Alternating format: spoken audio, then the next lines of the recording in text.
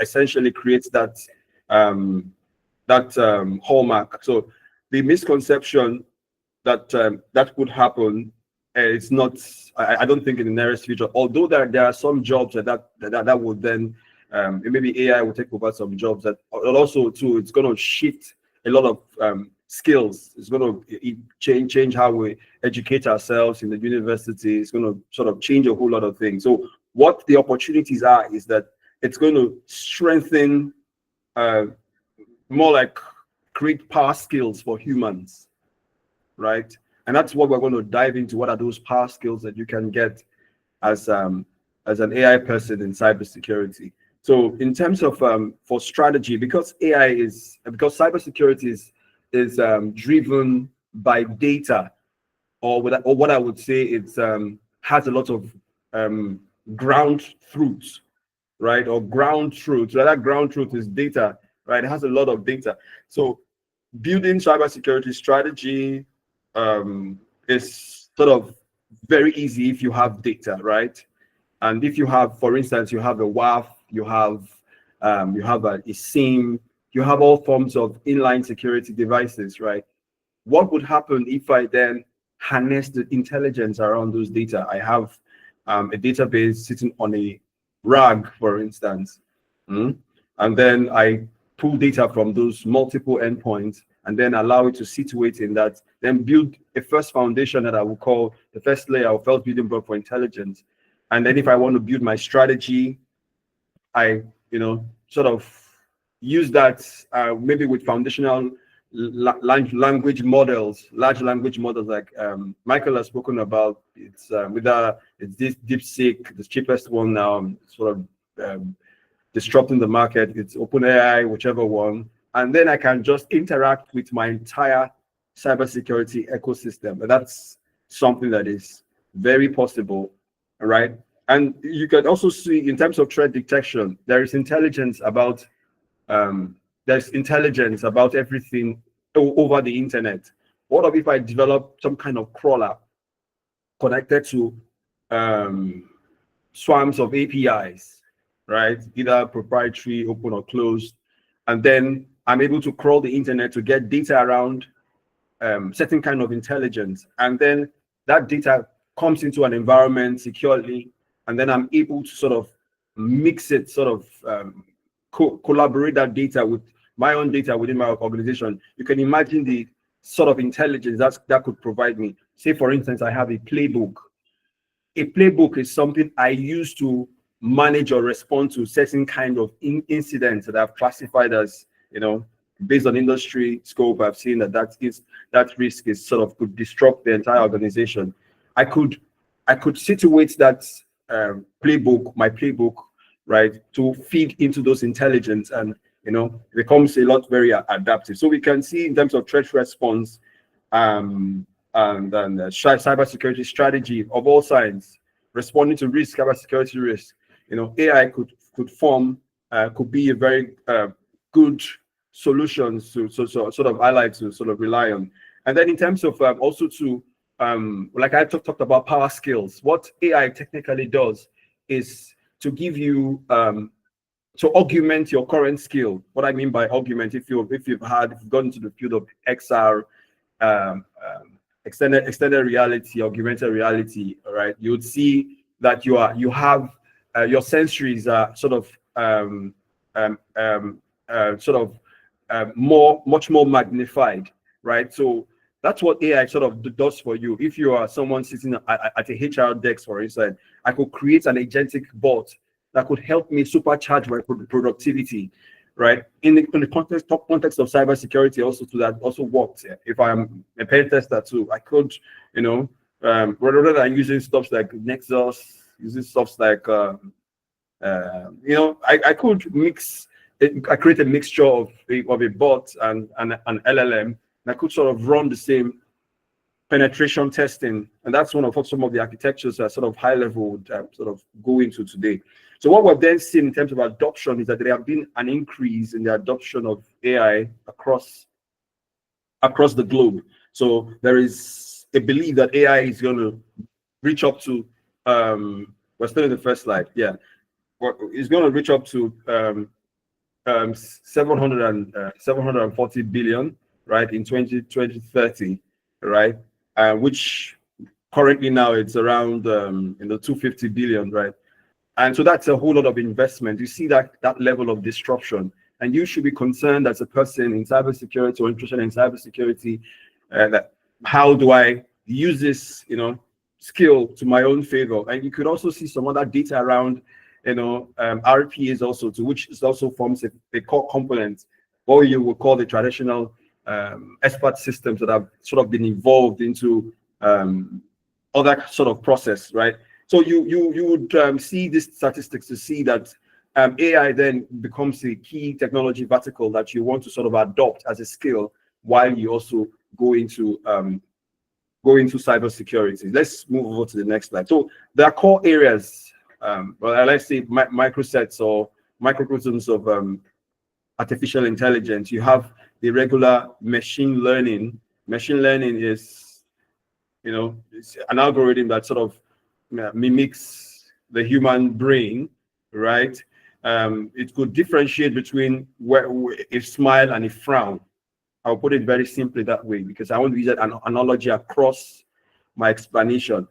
It could differentiate what a smile is and what a frown is, right? And machine learning has other components. You have, I don't want to go into technicalities because those are things you can actually find over the internet, right?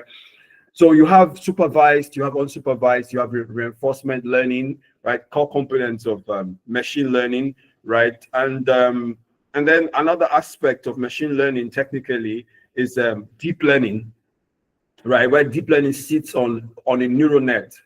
It's sort of an extended part of reinforcement learning, right? And that deep learning, right, is where hypothetically is where I can differentiate between someone who smiles at me, but that smile has a different intent. So there's a deep reasoning attached to me understanding, oh, this smile isn't a natural smile, it's a normal smile, it's not the regular smile. So because it's sitting on a neural network, more like your neurons, or for instance, someone comes and give you a friendly pat at the back, you could, your neurons will also send information to your brain to say, this is not a friendly part, this is an offensive part, this is aggressive, that kind of information. So that's what the deep learning does. And what the context to that in cybersecurity is that I can decide to take learning data from just one data point, right? For instance, I can take from my SIEM, for instance, and learn from my SIEM, right? But it's not giving me an entire picture. But what deep learning does is that I create nodes of intelligence, multiple nodes of intelligence across the entire ecosystem. If I want to make a decision, I make decision based on data from other components of an environment outside of cybersecurity, right? Or outside of the data that I have in my inline security devices from cyber, right? So I could be looking at the core business solutions. I could be looking at the HR database, right? I could look at other areas and create buckets of intelligence. So the ability for the AI, for you to extract deep intelligence is that the data it's not just, the intelligence isn't just coming from one source, but it's a work of multiple decision nodes, right? And that's what it is. So from an HR perspective, I understand what the small data that the HR will give to me. For instance, if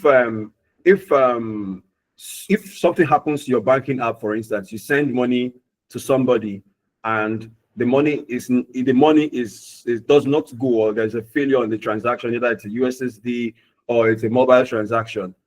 Maybe an ML solution may not be able to tell you, oh, okay, this is a kind of a failed transaction, but a deep learning solution would most likely look at it and tell you, because typically how you go verify whether that transaction is successful or not successful. You go to multiple platforms, you check this, check that, or you then see that, oh, okay, this is the reason why my transaction failed, was because I have a blacklisted DVN or something, right? That is what deep learning is. So it builds decisions more like a human being, right? More like a human being, how you would, use your multiple sensories, use your eyes, your nose, your skin to sort of, make that decision. Now that's what happened with deep learning. Then, so what is then agentic AI?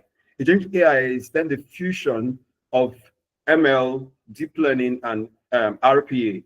Sort of, you'd have deep reasoning in the brain, and you then have hands and legs, where ML and deep learning is sort of your brain and your sensories, and then RPA is then your hands and your legs, right? So the agentic AI sort of mimics the human person.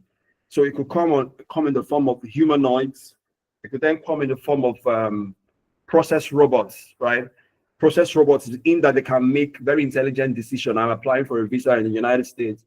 I could develop an agent robot sitting on either Copilot or any of the platforms, and it does the entire process for me by registering, putting my information, writing a short note if they require a short note, uploading my CV, whatever they want. They then respond and tells you done, more like a normal human would be. So it has access to my files. It goes to my where I kept Wi-Fi, where I kept my DOB, picks up my birth certificate, my picture, everything, uploads it into that place. That's what an agentic AI does. So it looks at if there are issues, then flags it up to you, right? So we can have those agentic system work in, for instance, a SOC environment, where you flag an issue, right? And the SOC analyst will typically look at it and query multiple environment. Either he's logging into the XDR, logging into multiple places to find out what is actually happening here, right? You can have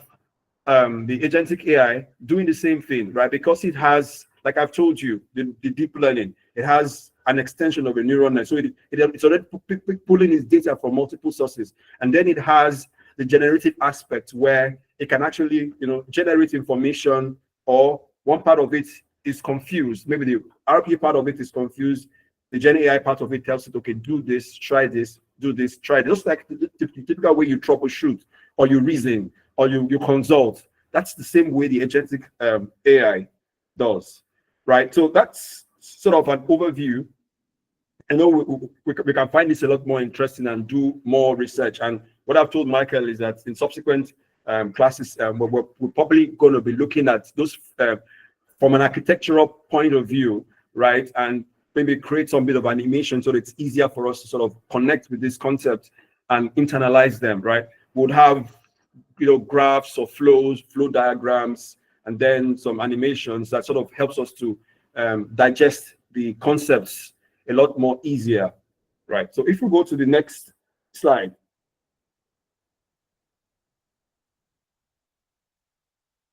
Yeah, okay, so here it talks about a conceptualization of how then do we govern AI risk, right? Because Michael has talked a lot about AI, its evolution, what is happening. Let's talk about top 10 risk according to OAPS, right? I guess there are all the other ones out there, right? And then if you're working in an organized environment, how then do you respond? How then do you create systems in place or administrative controls in place that will sort of manage this risk? And sort of this is what this sandwich sort of does for you.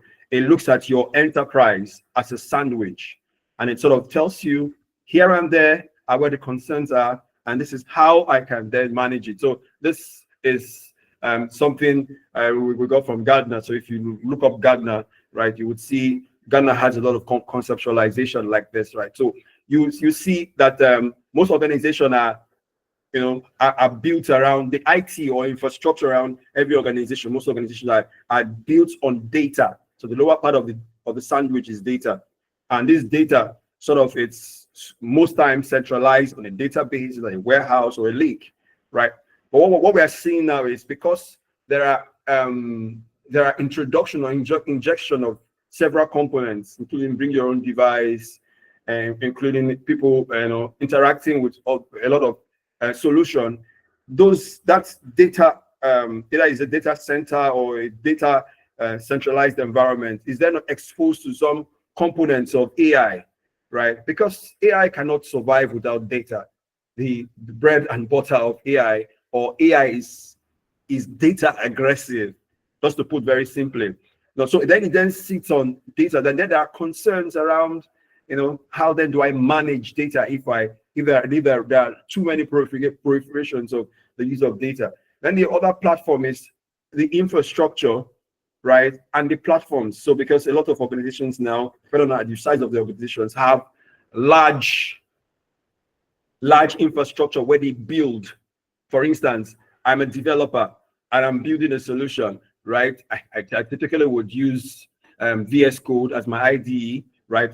That's the very least one, right? I use VS Code, and that VS Code could have Copilot enabled, or could have other AI enabled coding assistants, right? There's a lot of coding assistants out there. You could have coding assistants. So how then do I look from that perspective, address that concern? Because while my developers are building within my enterprise, there are concerns around how then do they manage this risk. So from a build perspective, from an infrastructure perspective, there are concerns around AI. Then if I go up the other part of the sandwich, I see data everywhere and every kind of data, right? So if you look at that, you then see that, like if you come to any organization, you can hardly see people that are either using ChatGPT on their phones, or they're using it on their laptops. So there is, introduction of data coming from external or internal, and there is the use of AI in every environment. And the question is how are these concerns, controlled and all that. So, and then you have embedded AIs, right?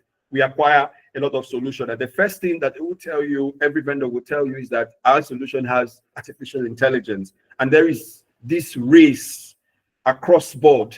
You have vendors trying to implement or trying to show that they are more AI proficient, and also people who are acquiring those organizations are also showing too that they are also AI. So there's this unconscious AI race that is then happening. And what that happens is that most solutions that you then acquire have AI embedded in them. And the question is, how are these solutions introduced into our ecosystems? Are they introduced through, the project management perspective of how you then implement that solution in your own in the environment? Was it the methodology? Did it capture a methodology that is treated towards an AI solution, or a data solution, or just a regular core banking or regular application that you would have it? So as the implementation happens, either from a project management perspective or integration perspective, or even the use of the AI, there are concerns across end-to-end concerns.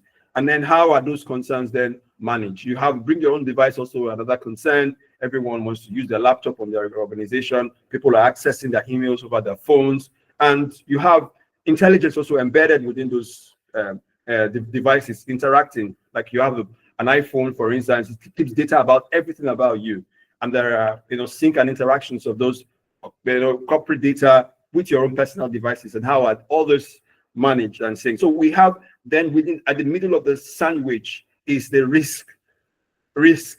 trust risk and security management part of the sandwich.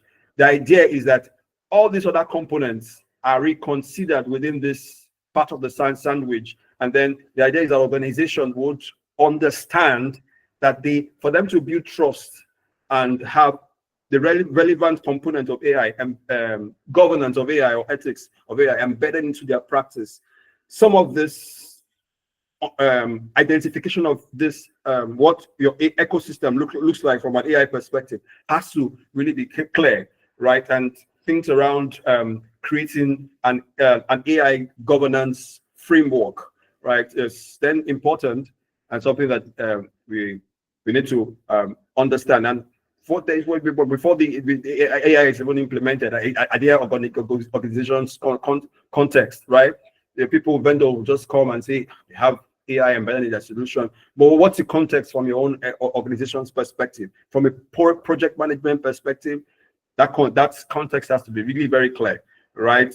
From operational and performance evaluation perspective. So this criteria has to be embedded into the risk management process to understand what the ecosystem what the ecosystem, what's your own ecosystem, what the peculiarities around your ecosystem, and then how then do you address this concern. So are there also implementations? Have you implemented? Have you educated everyone around the use of AI and how to manage AI risk? So have so the entire process, government process, does it have human-centric controls embedded in it? And what security concerns do you have embedded in the entire process? So that's what this entire sandwich does in a summary. So it helps you to understand or conceptualize AI. Yeah, how do I assess my maturity of my organization within the perspective of AI?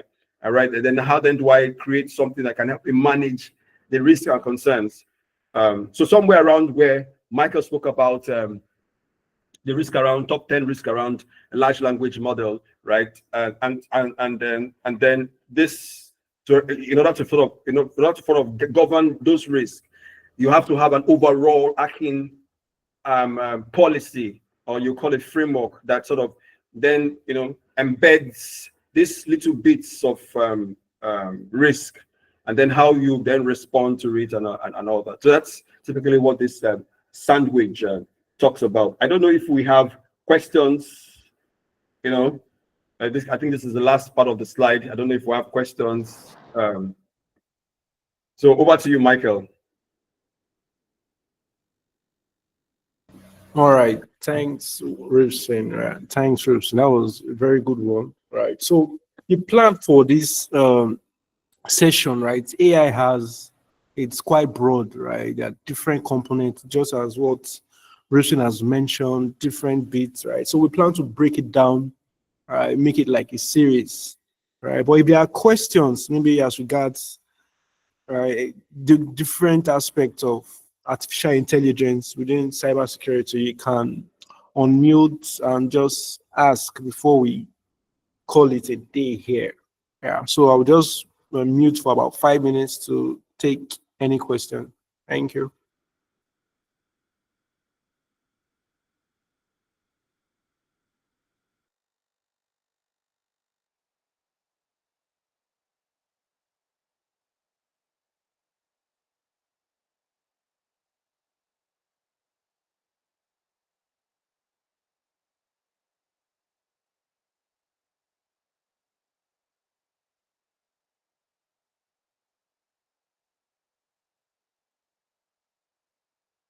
Okay, yes. So Rypson, we have a question on the chat. So it's saying, I want to confirm this.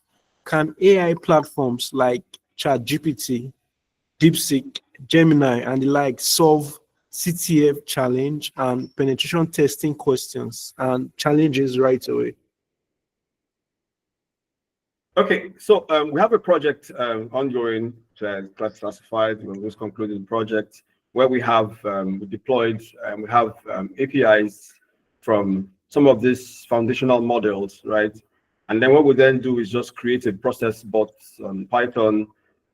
Some of the libraries that you have sitting on Metasploit or Kali, right? You can also have some of those libraries seated on Python. So we call those same libraries, and then what we then have is an interaction between the robot and the, what I mean by robots, you just create a simple process, automation process on Python that can move tasks from one place to the other, right? So, and you then, so if it's an aggressive scan, you give it an IP address, it runs the scan, runs the scan. So what you typically have, you get information you typically get from something hypothetical, like from a Nexus, for instance. It go beyond what the Nexus will do for you. So it tells the bot, okay, this is the vulnerabilities on this solution. So the bot tries, based on the learning path that you have given to it, it tries to crack it. If it doesn't crack it, it goes back to the LLM. The LLM tells it, okay, try this part, because it's getting information from other places, right? So it's telling it, take this, do this, try this command, try this command. So it writes script, it picks the script, it goes try. So those are things that that is workable, really very, very simple for you to do. You could do from your aggressive scan. Once you get your aggressive scan, gets your vulnerable component, and then it then starts to probe and try to crack whatever endpoint it's the target. So those things are, you could have an LLM and a process robot mimic a pen tester, right? Very, very easy. I don't know if I addressed your question or if you're talking about something different.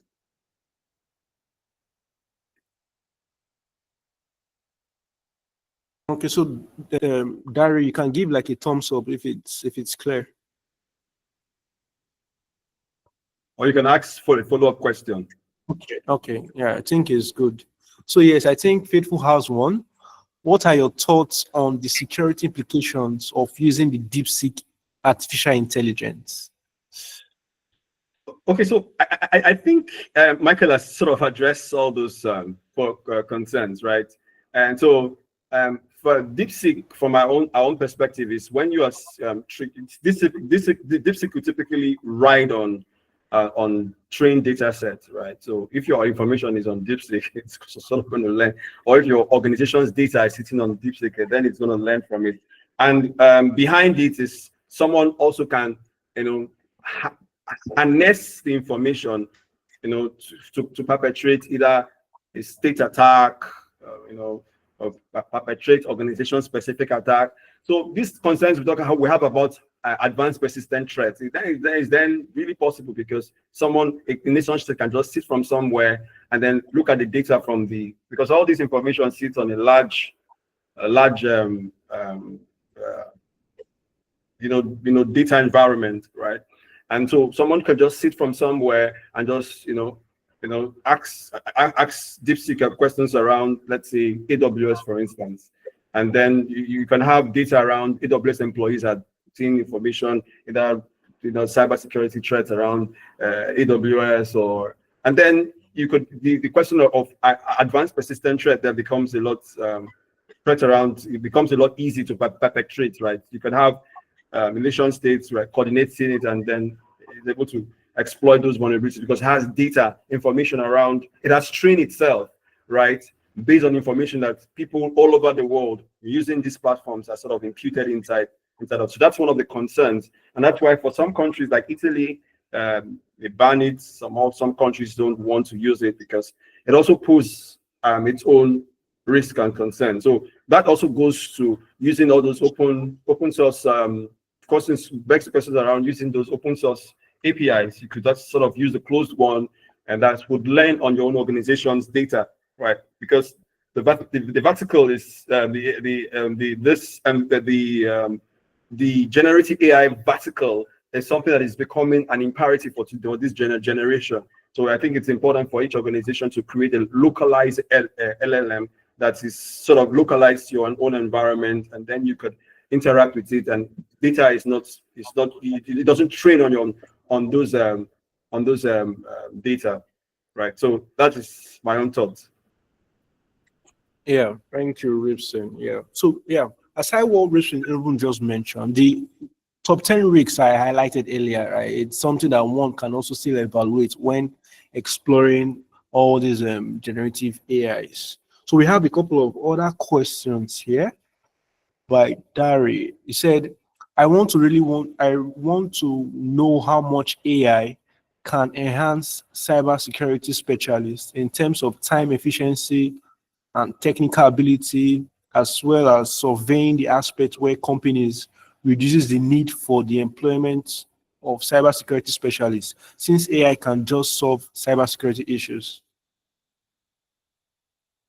Okay, so I think what will solve your question is, some of the suggestions that feedbacks I've also gotten is that this is a show, so we would have tools that would help ease learning. So we would have architectures that would describe scenarios. I spoke about, if you can remember, I spoke about playbooks, right? For instance, that's one of the ways you can, playbooks are. You could have a playbook that is developed 2-3 years ago, and it's not relevant for a current incident that is happening because of the evolution of that incident, right? So in order for you to help the playbook evolve, you can have intelligence sync with the playbook.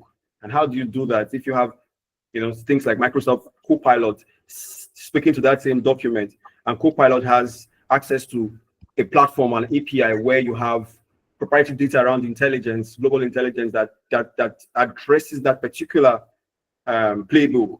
And then you could have that playbook evolve or being modified constantly based on human direction, right? And that's one of the ways you can actually ease, or you can actually be more proactive. Other ways are also, you know, getting data from external sources, and then having those data speak to some data that you have internally to build intelligence. You know, it could be how you, for instance, if there is an exposure in one of your endpoints, how then do I interact with it? Rather than you do troubleshooting, you could have an AI agent or an AI assistant that could suggest other parts from you. So it's looking at your own infrastructure, and then it has data from outside, but it's not feeding outside. It has information from outside. It crawls the internet, pulls information from you, and then looks at your entire landscape, and then tells you something that is specific to you. And if it's an IT support person, for instance, that IT support person will become a lot sufficient. So the troubleshooting time becomes a lot lesser. Or someone who manages firewall from the network security perspective, just goes, buzz the LLM, and the LLM tells it, oh, okay, based on his own infrastructure, if infrastructure is able to say, give him specific solutions, right? These are the rules you would allow. These are the rules you would disallow. This is, you know, the impact on business. So it has data from the entire organization, and it has insight from outside, right? These are some of the ways, right? And then we have scenarios that we've built also too, but you know, those things are proprietary. We had places where you have an army of IAM professionals, identity and access management professionals. You have an environment where you have 30, 40, 50 IAM professionals. You could have built a small digital human that sort of mimics an AI agent that does the same thing. You onboard the staff today, the staff is resigning today, the staff is sort of requesting for extended privileges. You can have an AI, an agentic bot do all those things, right? So these are clearly very simple, workable, very easy, they're not very complex. The scenarios, those are some of the little instances, right? So maybe from an architectural perspective, those things we can illustrate some of those things, and it's clear, and it sits with you and provides that learning insight that you want to have. I don't know if this answers your question.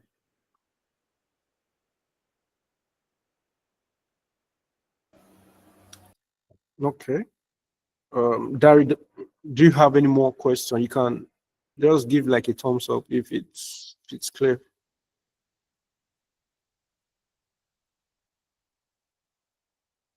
Okay, so all right, thanks, Rypson, for that response. I think we have two more questions here. All right, one is saying, according to the answer to the first questions, do you mean for auto exploitation or just for the vulnerability detection? Because the risk in allowing artificial intelligence to carry out auto exploitation is quite high in a client environment. So I think this is this is based on your response as regards the use of AI for pen tests. Yeah, so I've talked about the human in the loop, right? So there necessarily has to be a human in the loop, right? So, but what it does for you is to provide you, so you can say for a vulnerability scan, you can do that, provide you all that. Yes, that's a no-brainer, right? For the exploit, for instance, you could have you could have, so that typically three kinds of agentic bots that you have. You could have one does conversation for you. You can have one that does the regular job for you, right? I've forgotten what they call that, but there are three core agentic bots that you can actually have, and the other one is the guard. You can create you can create another bot that does the guard. So you can have rules that sort of restricts the bot carrying out the main command, right, to be restricted. So it's AI. It's a two-edged thing. You create rules everywhere, and manage its use. So it's the engineering is how you then manage the engineering is what then matters, right? That's what it is. All right, thanks, Rypson. Yeah, so I think that answers that question. So the next one is, as a cybersecurity professional, how well do you implement AI in our day-to-day activities? Okay, so like I've talked about the agentic bots. Right? So if you have a co-pilot situated in your environment, you have other agentic bot platforms. So one of the ways that you could actually supercharge your productivity at this time as a cybersecurity person is by understanding agentic bots within your own platform suite. So you could sit on platforms. You don't necessarily need to have the underlying capability to write a code, Python script or Python process. You don't need to do all those things. So there are platforms based on what we actually share that can actually actually allow you to, look at your daily task, and then you just build one AI bot that sort of either automates your task. It could be anything. Just think about it. It could be your reporting, for instance. So if you're a GRC professional and you need data around someone, and your CISO or your leader needs some kind of information, you could build a process that sort of goes to multiple environments, pulls Excel reports together, download the Excel reports together, summarize it in a way that your boss wants it. So agentic bot can do that very easily. So pull from either from your one of your MDR, XDR, from whatever the reports are needed from, and does a quick summary. And then you could also you do a quick summary and also put it in a PowerPoint. So and you have that. So it all depends on the scenario. So that a lot of cases now, right? So you can build yours that is sort of. I think you have too many questions from here. Yeah, I think we will just take. Yeah, thank you, Rypson. We'll just take this one last question because of time and just call it a day. So yeah, so I think Derek needs clarification surrounding.